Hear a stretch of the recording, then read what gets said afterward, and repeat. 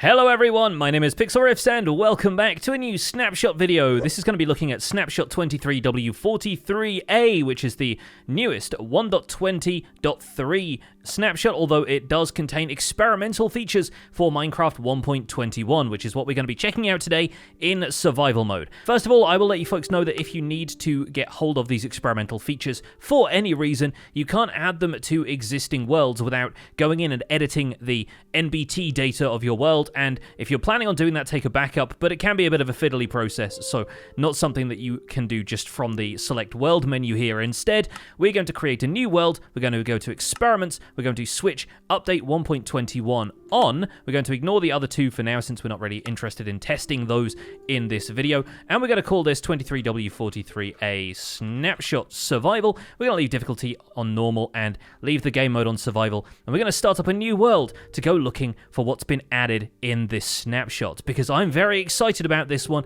We should have new tuff and copper blocks to play around with, along with a bit of a visual change to bats. Looks like we're starting here in a very cold biome, so I'll just do the usual thing of punching my way down through this tree so we have enough wood to get us started, and then obviously a lot of the meat and potatoes of this update is going to be in the caving. So I'm going to go and find a decent cave that we can get down into towards deep slate level, hopefully grab some copper along the way, and we'll pick up some tuff from the lower levels of the world and return to the surface to see what it can do. Now, from my starting tree, I saw a cave on the side of this hill, and even though it's just going to go through to the other side, I can't resist going on through and seeing what's there. These always feel like natural picture frames to me. Nothing super interesting here, but here's our first coal at least, and there's some emerald ore up there, which is always a good omen for me. But now you're talking, it looks like we're coming up to a pit, which is going to lead down into perfect, a dripstone cave, an ideal source of copper here in the early game, and there's even some copper waiting for me in this wall over here. Now, naturally, we're not going to be able to make any tools with this copper, so it doesn't help the progression at all, but it does help with the quest for more copper blocks. I'm going to split the copper between these two furnaces just so it can cook a little bit faster, and we've also got some iron across the way on the opposite side, and there's even some more copper on the way. Convenient. Now, my main question is, to get these new copper blocks, am I going to need to craft a stonecutter? Because right now the stonecutter is the ideal companion for copper blocks, considering that it can convert regular copper into cut copper in a 1:4 ratio, which is better than the 1:1 you get in the crafting table. Let's start by crafting a single copper block and seeing if our recipes expand from there. They do. The recipes have unlocked, and it does look like a handful of them can use the stonecutter. So that's that question answered. I'm going to put the iron in this top furnace and move the rest of the copper into there. I'm going to grab the resources for another furnace so that we can quickly smelt some stone, because we will need 3 smooth stone to make ourselves a stonecutter. And in the meantime, I can start using some of this iron to get upgrades to my tools. We've got the iron pickaxe done. We can make a stonecutter now, and now it's time to throw this block of copper into a stonecutter and take a look at some of these new things. First of all, we have chiseled copper, which again is a 1:4 ratio from a block of copper, where presumably you would have to craft that somehow, maybe even with cut copper slabs. And then we have copper grates, which are also a 1:4. Fantastic. Can't wait to smelt a bit more copper so that we can make some of these without sacrificing our only copper block. There we go. Let's make one set of each. We'll make chiseled copper out of that one and copper grate out of that one, but I want to look in the craftable stuff in here and see if the copper recipes appear. Obviously, they can be waxed, so that does confirm that they age similar to regular copper. So the copper grate is 4 copper blocks in a crafting table in this diamond shape, and you end up with 4 copper grates for 4 blocks, so using the stonecutter is definitely better for those. And the chiseled copper only gives me waxed chiseled copper when I search for it in the recipe book, even though I should have unlocked the recipe for this. Oh, you can do the same thing with cut copper slabs. Okay, it's just because I hadn't produced any slabs yet, it hadn't learned the recipe for them. Interesting. So you can get that out of the stonecutter before you learn to craft it using cut copper slabs. Well, either way, now we've got hold of 8 of these, and I'm going to use this little hole in the wall as my base before we go any deeper into the cavern here, but we'll need to go down and get hold of some tuff, because the tuff variants look really cool to work with. But here's another interesting thing. We also have copper doors and trapdoors being added in this update, along with the copper bulb, but those aren't crafted using ingots. You can't use 6 copper ingots or 4 copper ingots to make a trapdoor in the same way that you can with 4 iron ingots to make an iron trapdoor. It also doesn't show up in the stonecutter at all. I don't think you can just put ingots in there, and I'm fairly certain that none of the copper blocks that we have made so far have come up with the recipe for the trapdoor. So I wonder what's up with that. The copper trapdoor recipe is here, and it does require 6 blocks of copper for 2 copper trapdoors. So that's really quite expensive, especially compared to the iron trapdoor. I will at least be able to get the material for copper trapdoors, and presumably the copper door is going to be 6 blocks, but in the door orientation, the same thing you would make out of wood planks. But once again, when you're using an iron door, you don't need iron blocks for that. For the expense of that recipe, obviously people are looking for stuff to do with copper, but I would expect the copper door to have different functionality to any of the other doors, for it to operate differently with a redstone pulse or something like that to justify how expensive that is. Otherwise, you've got a massive trade-off between material cost and aesthetics here. You've got some people who simply will not want to pay the cost of having that many copper blocks invested in a copper door. Certainly not going to be first night material, that's for sure. And it doesn't seem like we can combine the copper stuff in any other orientation. Like, you can't use copper grates or chiseled copper as material for the doors. So it's not going to be a multi-block crafting recipe. It's always going to be the same stuff. Well, I will definitely need more coal to smelt all of this copper for one thing, but luckily there's plenty of copper coming out of the walls nearby, and hopefully we should be able to experiment with these blocks here in survival. Now, much so I want to smelt all of these here on site, I am going to head further down into this cavern, if only because that will also take us closer to the tuff blocks, and we can see what all of this stuff looks like together. But I think I should probably craft a shield before I go down there, and check that I've smelted all of my food. So let me quickly get that taken care of, and I'll be right back. Okay, with the food in my hotbar, I'm slowly but surely going to make my way down into the tuff layers of the world. I can already see a deposit of tuff down there in the light, so we will aim for that. But first of all, I want to see if I can snag some iron from further up in the cavern here, since there is some of it lurking in this dripstone cave. Creepers are also helping me mine a bit of extra copper on the way, so I'm not going to ignore that. And down here, if we can take a quick leap into the water, fight our way through the skeletons and the zombies, there is a little deposit of iron waiting for us below the surface here, and I think I saw one on the floor of the cave just over here to our right. And fortunately for me, I have an easy waterfall ride down. There we go. This is probably the lowest I've been. Look, there's diamonds up there as well. Let's go and grab those real quick. I could do with a diamond pickaxe or something. It is honestly really novel to see snow falling on deep slate like that, but hopefully we have 1 or 2 diamonds here that we can turn into something useful. Looks like we got just the 2 diamonds there. Let's see if there's... Oh, there is a third.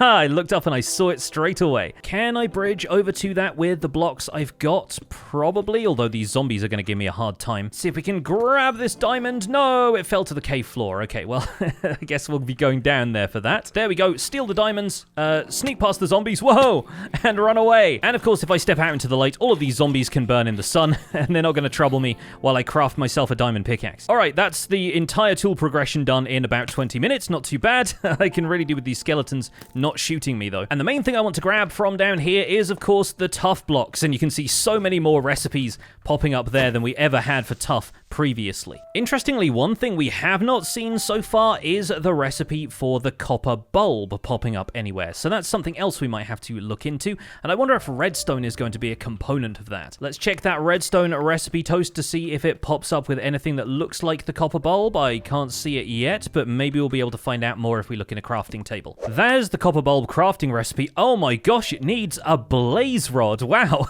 we haven't had new recipes for blaze rods since the end rods were introduced. That's actually really cool. It's a good thing we have a diamond pickaxe now, because I'm going to need to go to the Nether.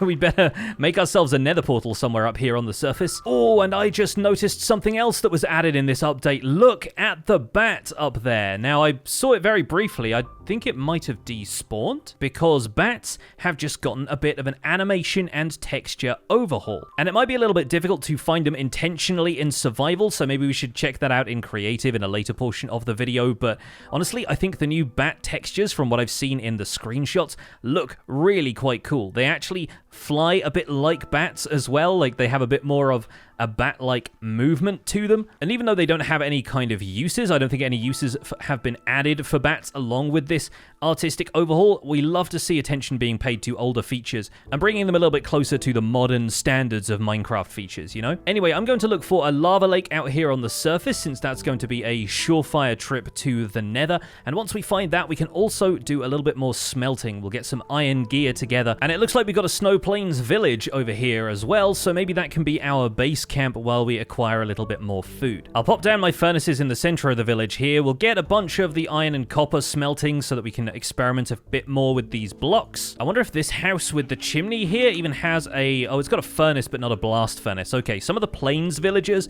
have blast furnaces, which can make my job a little easier here. Nope, this one has a blast furnace. Okay, perfect. Sorry, buddy, I'm going to steal this for a second. That's probably one very confused armorer, but I'll take half of the stuff out of each of these two furnaces, and the blast furnace will smelt it just as fast. There we go. Now, while all of that stuff is smelting up, we need to take a look at these new Tuff blocks, because, oh my goodness, Tuff has gone from 0 to hero. We've had no Tuff variants to speak of. It's always just been a building block, and now, look at this. It even has stairs, slabs, and walls of the existing Tuff texture, which I think is a brilliant addition. I've long wanted these things for a bit of terraforming work, and I think the texture really fits stairs and slabs quite well. If you want an example of a texture that really doesn't fit stairs, have a look at prismarine brick stairs sometime, and notice how none of the lines in the prismarine brick texture really add up when you're looking at it in a stair texture. It'll really annoy you. You'll never look at it the same way again. But not only do we now have natural Tuff stairs and slabs, we also have polished Tuff, which can be made in a stonecutter. It's not like smooth stone that you have to smelt beforehand. It's more like polished andesite, right? So we can make a bit of that. We can make slabs, stairs, and walls of that as well. They're also giving us slabs, stairs, and walls of this new Tuff brick texture. That's amazing.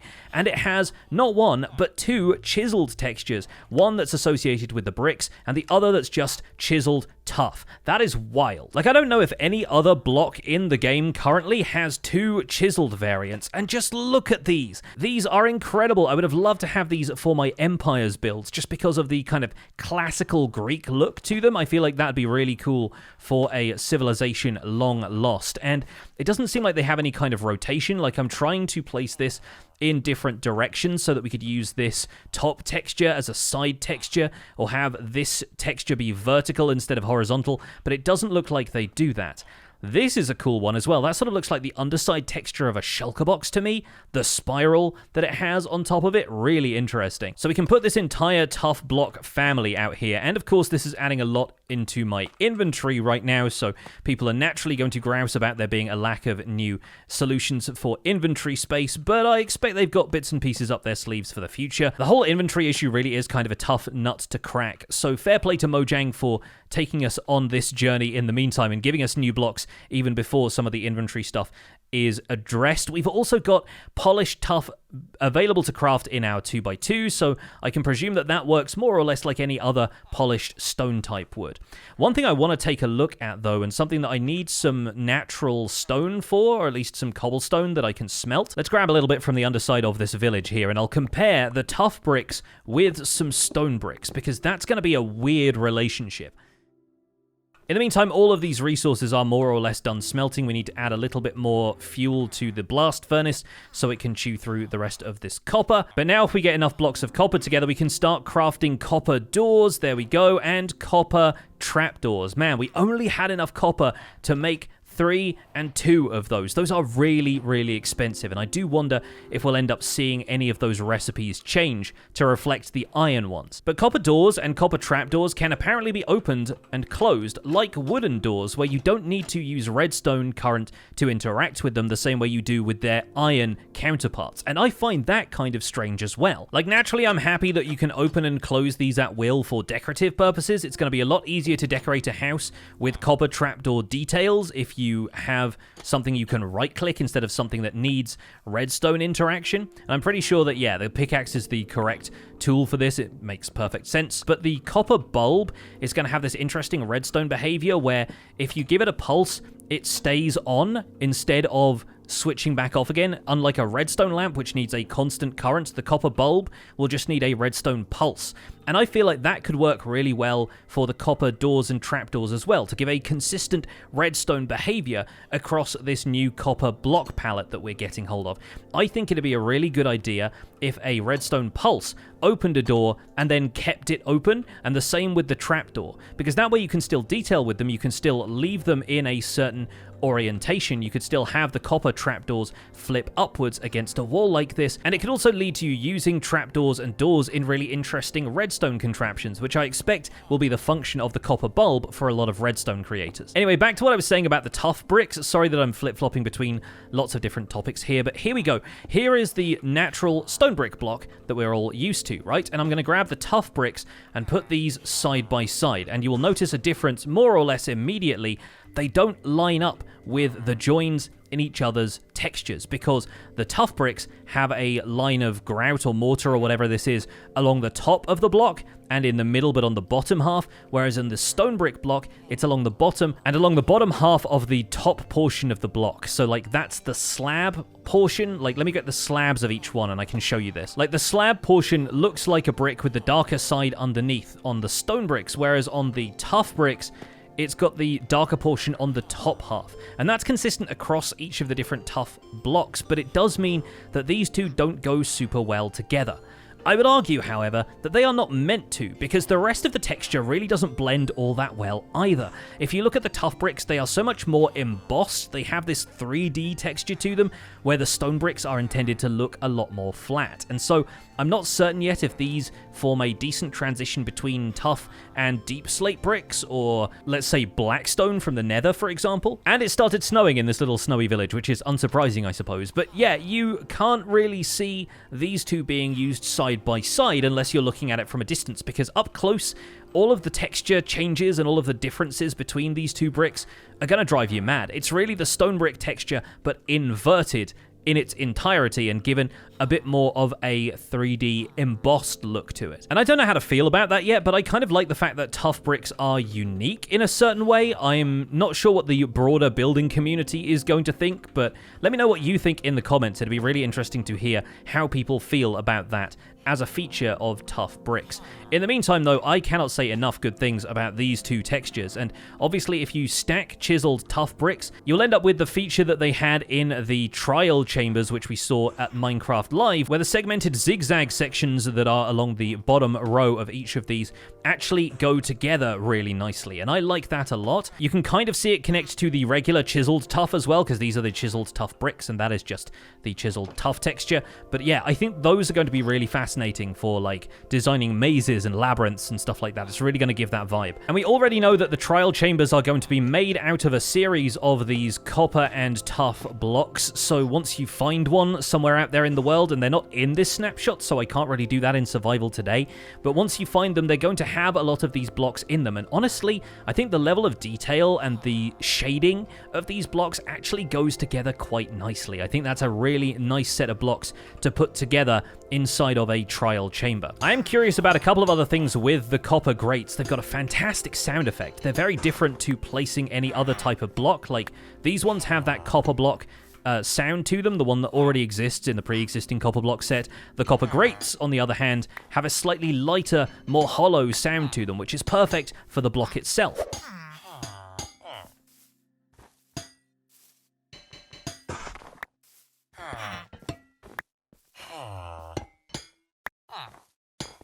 You can easily see people using these as factory catwalks or something like that. Helped, of course, by the fact that these will age in the same way that other copper blocks will. So I'm actually going to dot some around here on the snow plains, and we'll take a look at some of the aged forms of those. And in an ideal world, I think there would be individual sound effects for the different aging stages, so they would sound like fresh and new in the full copper version, but then as they oxidized, they could have like a slightly duller sound to them. I don't know if that's a little too much to ask though. But while those are out here aging, I'm going to continue to look around and see if we can locate a lava lake, because I really want to go to the Nether, get hold of some blaze rods, and try out these copper bulbs. Can't resist checking in this igloo just in case it does have a research station underneath it. Let's see if we've got a golden apple or something in here that I can snag. Probably not going to have time to cure the villagers, unfortunately, but it is worth having that. Yep, there we go. Splash Potion of Weakness isn't going to do a whole lot for me right now, but the two villagers are just going to be chilling in there. And in the cold, pale light of morning, I'm not seeing any lava lakes around here, so it seems like we're either going to have to dig down or continue exploring the surface for those. And I think I'll favor digging down for now, just since the copper blocks are up here on the surface aging while I do that. And it looks like there's a fairly convenient gully for us here. Let's drop off all of this extra stuff into a chest here, like all of the tough blocks and whatnot. We shan't be needing those. I'm going to craft myself a chest plate, some leggings, and probably a helmet. We're going bootsless. And so far, it seems like only one of the doors has aged at one stage in the copper family, but let's compare the sound effects here. And let's see if this one is any different. No, it sounds about the same to me. So let's leave those to age a little bit more, and let's head down into this ravine to see what lies below. Oh, still got dripstone cave here, and it looks like we could potentially be falling down into this with our water bucket, and we'll see if we can grab a bit more water from down here as we speed run our way down to deep slate level. Now I see a couple of light sources, but that's just glow lichen. We have a few more diamonds here, which I'll gladly take at this point, and I think maybe a diamond axe will be a worthwhile upgrade to our stone one. We can even afford a diamond shovel in this case as well. Let's chuck out all of these stone tools I've been keeping hold of in that case and continue our search for lava. Oh, and I got an opportunity to dig towards the screeching noises of these bats, and we can take a look at those in the full light of a torch. Those look honestly pretty cool. I love the way they fly, and I think the new texture for them with like a little bit of purple really adds to the ambience that they are supposed to deliver to the cave environments here in Minecraft. I think that's a really solid change. Certainly feels like an upgrade from the old, dull, boring bats that we are used to at this stage, so I will absolutely deliver my stamp of approval for that change. But we are down here at a fairly safe Y-49, and I don't hear any lava around me, so I think I'm going to dig down, maybe branch mine for some diamonds, and of course the bats are still getting in the way of mining like they always did. But if I go mining for diamonds down here, sooner or later I should encounter a lava lake, and the worst thing that happens is I find more diamonds. Oh yeah, no, this was absolutely worth it. That's enough to get me some diamond boots. At last, I have shoes. And I am hearing the popping of lava ahead of me, or perhaps above me. It's kind of difficult to tell at this point, but I think it's sort of in this direction. So if I dig this way, we should hopefully encounter a lava lake that I can turn into obsidian. Yeah, that sounds like it's all around me at this point, and I'm seeing light coming from this cave, so haha, we've done it. Perfect. There should be plenty of lava for us to start our first nether portal, but I'm going to grab it and bring it back to the village so we can see if any of that copper has aged yet. And oh man, every time I come back here with an unenchanted diamond pickaxe, I always forget how long it takes to mine obsidian in survival. So I'm going to cut all of this out, and I'll see you folks back on the surface. And I've made it back to the surface in record time, it looks like, because only a couple of the copper blocks have aged. We have an aged copper grate. Those honestly look beautiful. I'm not the biggest fan of the exposed copper texture overall. I haven't used it for all that much yet. I'm still trying to figure that out, but I think with this texture on it, with the amount of transparencies that are in here, it really changes the block, and I think that's a very exciting for some of these other blocks that are going to have transparent areas in them as well. And I'm actually kind of curious if the villagers will interact with these copper doors as though they are the wooden ones that they have in the front of their houses, if it's just the same programming. So I wonder if maybe we can convert this door, which seems to be open right now. We'll put a copper door in here, and we'll see if the villagers will interact with that in the same way they do other doors. Let's see. We'll put the armorer's workstation inside of there, and let's see if they interact with that door in order to pathfind to it. Yep, it looks like they can. Okay, he was faked me out for a second there. I thought he was just going to run up to the door and not be able to open it, but he did. That's fascinating. I also came back with enough deep slate that we can compare polished deep slate and deep slate bricks to the tough brick textures just to see how those line up. Let's grab those from over here. So there is polished tough next to polished deep slate, and there is tough bricks next to deep slate bricks. And once again, these are the stone brick texture, just kind of recolored and shaded differently. So they are going to look very different to the tough bricks, which again, I know is going to annoy a lot of people, but I am curious to see if they can add any other bricks that might line up with these a little better. Anyway, I'm going to drop the rest of the blocks in here, maybe bring a stack or so with me to the Nether, because we are now able to go to the Nether. Oh, hold up 1 second before we do though, because this copper grate has now aged, and I like that even more. There's so many little flecks of texture that make this a really cool looking block. Overall, I think copper grates are the block that I'm most excited about, even though doors and trapdoors are a big deal for copper. I just think these little guys are really cool. And the chiseled blocks are cool too, but I just like the copper grates. I love the fact that they've got a full block, but with some transparency. Imagine making copper trees out of these or something. That'd be really quite cool. But the time has now arrived for us to go to the Nether, and if you expected me to return from that cave with only 10 obsidian, then you'd be wrong. We are saving 4 of it for an enchantment table, and we're going to continue to make the jankiest nether portals around. But in the meantime, I've got a flint and steel on me. Let's see if there's a nether fortress nearby. Oh, we'll be lucky if there is, and it looks like there is not. We are right next to a crimson biome.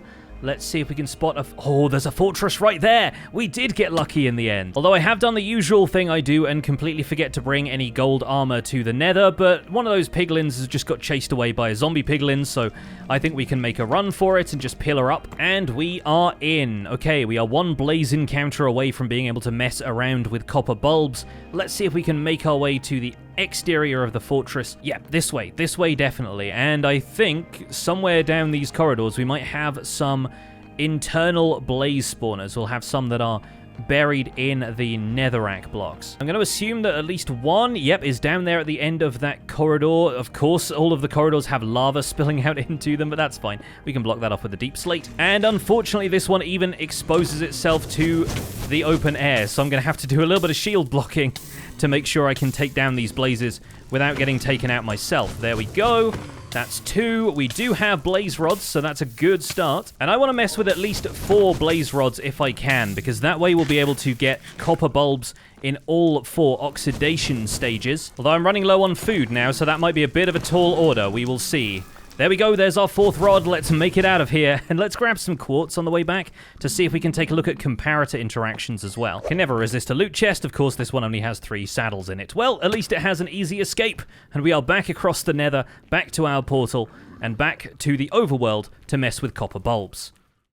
What an adventure! We've made it back, and now we should be able to smelt some copper that I had with me the whole time so that we can try and craft a copper bulb or 2. So with 3 blocks of copper arranged like so, a blaze rod and a piece of a redstone dust. Oh, you get 4 from the recipe. That's something I hadn't realized from our previous look at these just in the crafting interface. So these honestly have a pretty cool texture even when they are just switched off. They've got that brown texture in the middle, which actually goes really nicely with the copper texture. Let's space these out across the village so we've got a bit more room to look at them. Of course, we'll be spacing these 4 blocks apart. And the way these apparently work is that you switch them on with a redstone pulse and they stay on. But that little redstone crystal in the center of the texture is the thing that shows you whether or not they are currently receiving a redstone current. So in theory, you could power one of these on and off with a lever, but it wouldn't work in quite the same way. Because like if you switch this thing on with a lever, of course it's going to stay like that and it's going to keep the red dot in the center, but when you switch the lever off, it's not going to turn the light off until you switch the lever back on again to give it a new redstone pulse. It's kind of like the crafter. It can't be powered constantly with a redstone signal. It has to be switched on and off like that, which is going to create some interesting things. I did say I was going to make a comparator to test these out, so we might as well do that. And that should tell us that when a copper bulb is lit, it outputs a signal strength of 15 when detected by a comparator, and when it's switched off, the comparator will no longer have any kind of signal. But fortunately for us, this one over here has already started to age, so we can test that with a comparator as well. And in this case, you will see that the comparator still reads a signal strength of 15, so it's not detecting the aging stage of the copper bulb itself. What it's detecting is the copper bulb's powered state, whether it is on or off, regardless of whether a redstone current is currently emitted. So effectively, effectively, this turns this block into a power component as long as it's connected to a comparator. And that could lead to some really interesting interactions. For example, oh, it's aged another stage, and I love that one even more.